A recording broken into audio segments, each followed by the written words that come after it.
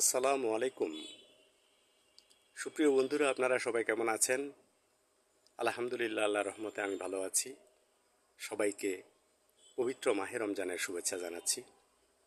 পবিত্র মাহে রমজান আমাদের এমন এমন একটি ট্রেনিং হোক, পবিত্র মাহে রমজান আমাদের ধৈর্যের এমন একটা পরীক্ষা হোক যে সারা বছর আমরা ধৈর্য ধারণ করতে পারি, এবং এটা আত্মশুদ্ধির মাস, এবং আমরা নিজেদেরকে শুদ্ধ করি।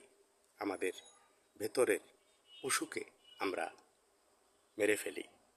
আমরা মানুষ হিসেবে মানুষের সেবায় নিয়োজিত হওয়ার জন্য একটি মাস, ট্রেনিংয়ের মাস মাহে রমজান। সুতরাং এই মাহে রমজান থেকে এক মাসের ট্রেনিং নিয়ে বাকি 11 মাস এবং টোটাল 12 মাস আমরা যেন আত্মশুদ্ধি লাভ করতে পারি এবং আমরা মানুষের কল্যাণে কাজ করতে পারি, কারো ক্ষতির কারণ না হই, এই প্রত্যাশা রাখছি। সবাইকে আবারও অনেক অনেক ধন্যবাদ জানাই। যারা রোজা রাখছেন তারা যেন সুস্থ থাকেন এবং তাদের সুস্বাস্থ্য দীর্ঘায়ু কামনা করি। সেই সাথে যারা রোজা রাখতে পারছেন না নানা কারণে, শারীরিক অসুস্থতার কারণে, তাদের জন্য অনেক অনেক দোয়া রইল, ভালোবাসা রইল, শুভকামনা রইল। আসসালামু আলাইকুম রহমতুল্লাহি ওয়া বারাকাতুহু।